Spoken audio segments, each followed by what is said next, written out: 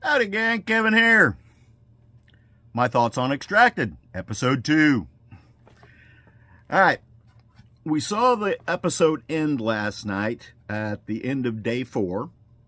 At this particular point in time, the contestants had went through a raft build and a survival challenge to get material for shelter and continue their struggles. Alright? Some struggling more than others. All right, like I said, we ended day 4, and we're still harping on lake water.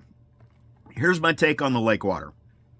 At the end of episode 1, you saw Woody, the older guy, throwing up in the bushes. All right, and of course they were blaming it on the lake water. I was telling my wife while it was going, I go, he's not sick.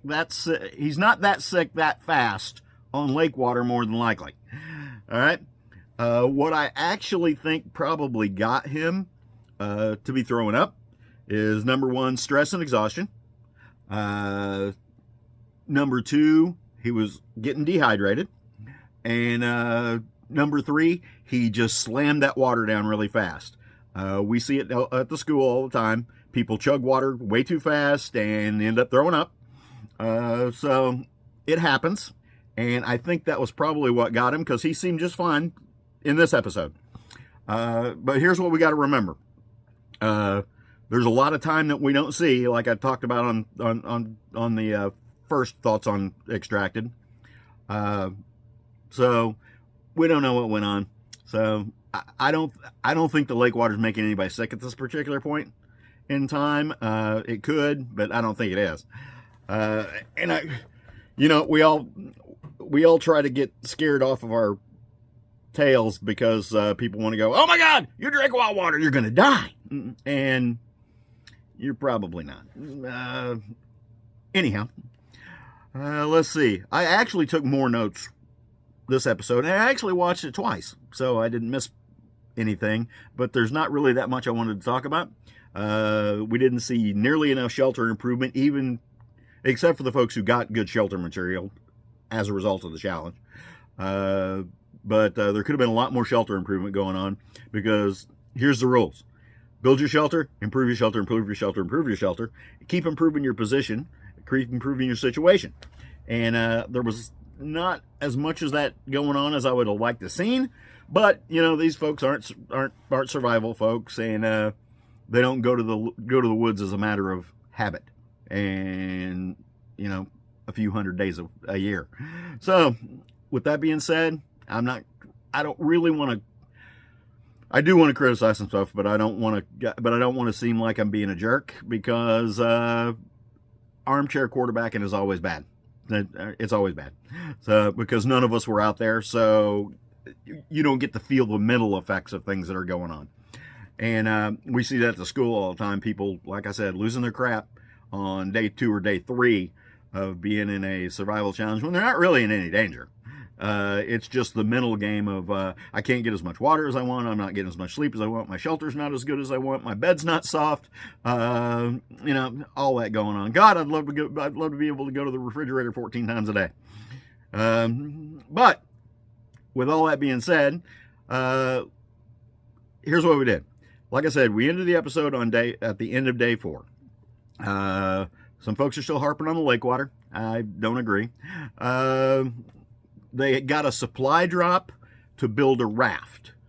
And what actually happened is what they normally do. They go into the supply room and they get things to build a raft. I didn't see anybody pick up auger bits. And good decision or bad decision, do those people know how to use those auger bits? I don't know. And even if they don't, are they going to have time enough to build the raft using those auger bits? Because drilling and pinning takes more time than lashing. It's more secure, all right? But it takes more time. And at that particular point in time, we didn't know how they were going to work the challenge. So I would have, a hatchet and a saw would have been what I wanted, and rope for doing lashings. That's what I would have wanted. And most folks got that. That's what they got. They spent some time building rafts that were designed by their support team. And I think I think there was a lot of overthinking going on the raft designs.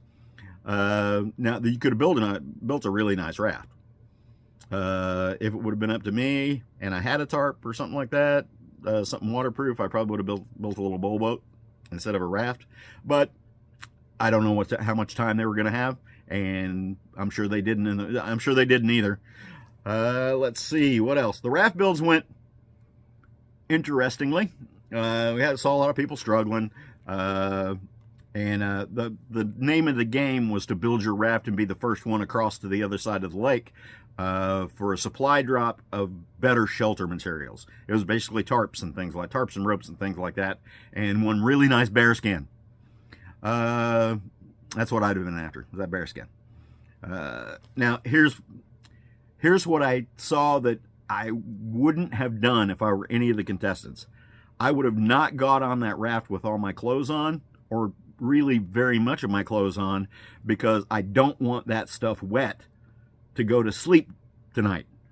Because if you don't have fire to dry it out, and let me clue you in, it's not a short process drying all your stuff out. It takes quite a bit of time to do all that stuff, and some of these contestants still don't even have fire. So, which is a bad thing. So, I wouldn't have got my stuff wet, and I definitely wouldn't try to swim in my boots, which one guy tried to do. Now, if you look at the diagram of where they were going, some folks had a much longer swim than others, and the one guy who didn't make it who started but didn't make it to the other side, because number one, he got cold and wet, and he was trying to swim with his boots on. When your boots fill up with water, that's another 15 pounds on each foot that you're trying to swim with. Not necessarily a good thing. I didn't see what kind of boots he had. If it was leather, if they were full of water, and if that leather was soaking wet, he had a lot of weight on his feet. I would have never done that. I'll be honest with you. So, that being said, don't get your stuff wet unless you absolutely have to, because it's a rough process drying all that stuff out. They got some really good shelter material. The guy that went across first was Woody. He was the one who was throwing up at the end of episode 1. Retired law enforcement, I believe. And he got a thing slashed together and rocketed across there, and basically built a surfboard that he paddled across on. It was 4 or 5 long logs, and he just lashed those together and laid on it and paddled with his hands. Now, after he got over there, he probably picked the one that I would have picked, because that bear skin, that's gonna be phenomenal. That's gonna keep him really good and warm. Plus, it's gonna be cool to walk around the woods with that thing on. Probably not if you see another bear though. Let me see. He's got some good tarps. He got some nice large tarps. But when he got back to his camp, he still just laid on the ground.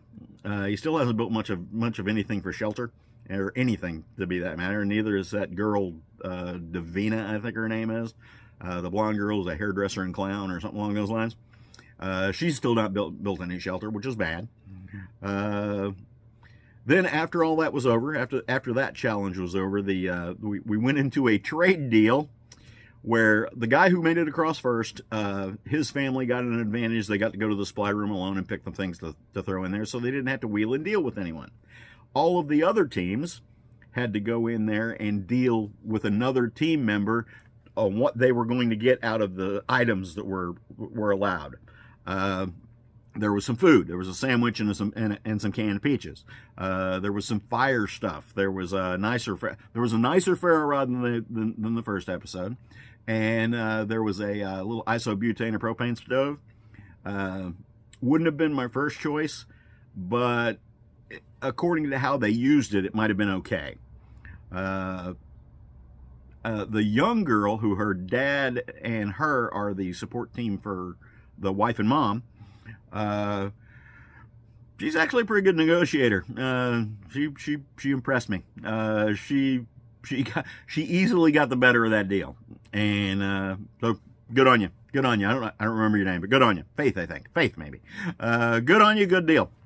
Everybody kind of wheeled and dealed in there. Got fire equipment, got food, got some other stuff, got the other stuff that was going on out there. I think there were 5 or 6 items they could pick from. There was one team that got all the fire starting stuff. I don't see that's an advantage to let that get negotiated away. for the team who didn't get anything, because extra stuff is good. Not necessarily necessary, but it's good. Let me see. Not really much to talk about on the trade deal. Yeah. There was a lot. Watching online, there was a lot of people putting down that isobutane stove. It would not have been my first choice to get, but if you've got it, if nothing else, it's a great fire starting device, which is how I would have used it. I would have used it to get a fire started. That's what I would use. Just a minute at a time and be done with it. I wouldn't have used it to be boiling my water. I wouldn't have used it for any of that stuff. I would have started a fire with it and set it over to the side for when my fire went out next time, which you should never do in this situation. Don't let your fire go out. That's really I've got on what the episode's was or how the episode ended up, I should say. Yeah, I think that's all my thoughts on this. Like I said, there are people who still don't have fire. There are people who still don't have shelter or good shelter. We've got one contestant gone, which wasn't really a surprise to any of us.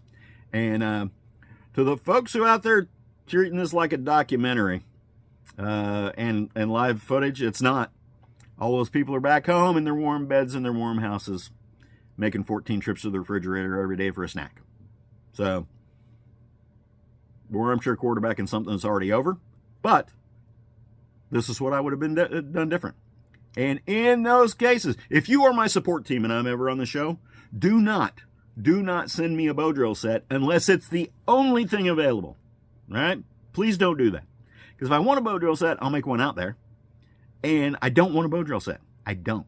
All right? I hate bow drill fires with a passion. Can I do bow drill fire? Yeah, I can.